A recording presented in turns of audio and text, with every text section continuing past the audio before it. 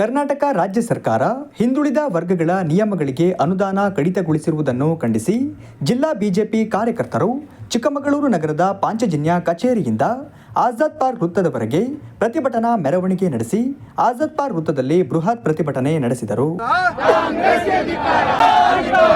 ಅನುದಾನ ಕಡಿತಗೊಳಿಸಿರುವಂತ ಕಾಂಗ್ರೆಸ್ ಸರ್ಕಾರಕ್ಕೆ ಭಾರತ್ ಮಾತಾ ಕಿ ಭಾರತ್ ಮಾತಾ ಕಿ ಧಿಕ್ಕಾರ ಧಿಕ್ಕಾರ ಧಿಕ್ಕಾರ ಧಿಕ್ಕಾರ.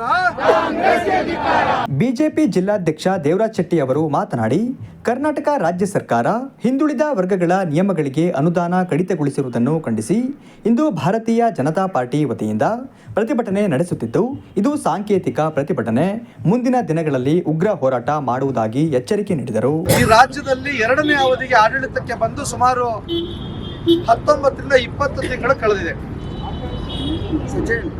ರಾಜ್ಯದ ಉದ್ದಗಲಕ್ಕೂ ಒಂದು ಬಾರಿ ನಾವೆಲ್ಲರೂ ಪ್ರವಾಸವನ್ನು ಮಾಡಿ ನೋಡಿದ್ರೆ ಯಾವುದೇ ಜಿಲ್ಲೆಯ ಯಾವುದೇ ತಾಲೂಕಿನಲ್ಲಿ ಈ ಕಾಂಗ್ರೆಸ್ ನೇತೃತ್ವದ ಸಿದ್ದರಾಮಯ್ಯ ನೇತೃತ್ವದ ಸರ್ಕಾರ ಅಧಿಕಾರಕ್ಕೆ ಬಂದ ಮೇಲೆ ಯಾವುದೇ ರೀತಿಯಾದಂಥ ಅನುದಾನವನ್ನ ಕೊಡದಲ್ಲೇ ಕೇವಲ ಮಾತೆತ್ತಿದ್ರೆ ನಾನು 50,000 ಕೋಟಿ 60,000 ಕೋಟಿ ಗ್ಯಾರಂಟಿ ಯೋಜನೆಗಳಿಗೆ ನಾವು ಕೊಡ್ತಾ ಇದ್ದೀವಿ ಅಂತ ಹೇಳ್ತಾ ಇದ್ದಾರೆ.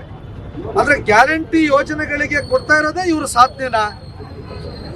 ಇವತ್ತು ರಾಜ್ಯದ ಯಾವುದೇ ಉದ್ದಗಲಕ್ಕೂ ನೋಡಿದಾಗ ಒಂದು ರಸ್ತೆಯ ಗುಂಡಿ ಮುಚ್ಚಲಿಕ್ಕೆ ಇವ್ರ ಕೈಲಿ ಆಗ್ತಾ ಇಲ್ಲ. ಜನಸಾಮಾನ್ಯರ ಬದುಕಿನಲ್ಲಿ ಕೇವಲ ಆಟವನ್ನು ಆಡುವಂತ ಕೆಲಸವನ್ನ ಈ ಸರ್ಕಾರ ಮಾಡ್ತಾ ಇದೆ. ಹಿಂದೂ ವಿರೋಧಿ ಧೋರಣೆಯನ್ನ ತಾಳ್ತಾ ಇದೆ. ರಾಜ್ಯದ ಉದ್ದಗಲಕ್ಕೂ ಹಿಂದೂ ಕಾರ್ಯಕರ್ತರನ್ನ ಮೇಲೆ ಹಲ್ಲೆಗಳನ್ನ ಮಾಡುವಂಥದ್ದು, ಹಿಂದೂ ಕಾರ್ಯಕರ್ತರ ಮೇಲೆ ಕೇಸ್ಗಳನ್ನ ಹಾಕ್ಸುವಂಥದ್ದು, ಹಿಂದೂ ಸಂಘಟನೆ ಮುಖಂಡರ ಮೇಲೆ ಅವಮಾನಕಾರಿಯಾದಂಥ ರೀತಿಯಲ್ಲಿ ಅವ್ರನ್ನ ನಡೆಸ್ಕೊಳ್ಳೋದು, ಹಾಗೂ ಭಾರತೀಯ ಜನತಾ ಪಾರ್ಟಿಯ ಶಾಸಕರು ಇರ್ತಕ್ಕಂಥ ಕ್ಷೇತ್ರಗಳಿಗೆ, ಭಾರತೀಯ ಜನತಾ ಪಾರ್ಟಿಯ ನಾಯಕರು ಇರ್ತಕ್ಕಂಥ ಕ್ಷೇತ್ರಗಳಿಗೆ ಅನುದಾನವನ್ನು ಕಡಿತಗೊಳಿಸೋದು, ಇದು ಕಾಂಗ್ರೆಸ್ ನೇತೃತ್ವದ ಇವತ್ತು ರಾಜ್ಯ ಸರ್ಕಾರದ ಕೆಲಸ. ಇವತ್ತು ನಾವು ಹಿಂದುಳಿದ ವರ್ಗಕ್ಕೆ ಸೇರಿದಂಥ ಮುಖ್ಯಮಂತ್ರಿ ನಾನು ಹಿಂದುಳಿದ ವರ್ಗದ ಹೆಸರಿನಲ್ಲಿ ಮುಖ್ಯಮಂತ್ರಿ ಆಗಿದ್ದೀನಿ ಅಂತ ಹೇಳ್ಬಿಟ್ಟು ಏನು ಅಧಿಕಾರ ಹಿಡಿದ್ರು, ಆ ಅಧಿಕಾರ ಹಿಡಿದಂಥ ಸಂದರ್ಭದಲ್ಲಿ ಆ ಹಿಂದುಳಿದ ವರ್ಗದ ಸಮುದಾಯ ಭಾಳ ನಿರೀಕ್ಷೆ ಇಟ್ಕೊಂಡಿತ್ತು. ಒಬ್ಬ ಹಿಂದುಳಿದ ವರ್ಗದ ಮುಖಂಡ ಈ ರಾಜ್ಯದ ಮುಖ್ಯಮಂತ್ರಿ ಆಗಿದ್ದಾರೆ, ನಮ್ಮದು ಏನು ಹಿಂದುಳಿದ ವರ್ಗದ ಸಮುದಾಯಕ್ಕೆ ಅತಿ ಹೆಚ್ಚಿನ ಅನುದಾನ ಮತ್ತು ಸಹಕಾರನ ಕೊಡ್ತಾರೆ ಅಂತ ಹೇಳ್ಬಿಟ್ಟು ಏನು ಅವತ್ತು ಜನ ನಂಬಿದ್ರು. ಆದರೆ ಅಂಥ ಸಮುದಾಯ ಇವತ್ತು ನಿರಾಶೆಗೊಂಡಿದೆ. ಮೊದಲನೇದಾಗಿ ಸಿದ್ದರಾಮಯ್ಯ ಅಲ್ಲ, ಅವರು ಸುಳ್ಳು ರಾಮಯ್ಯ.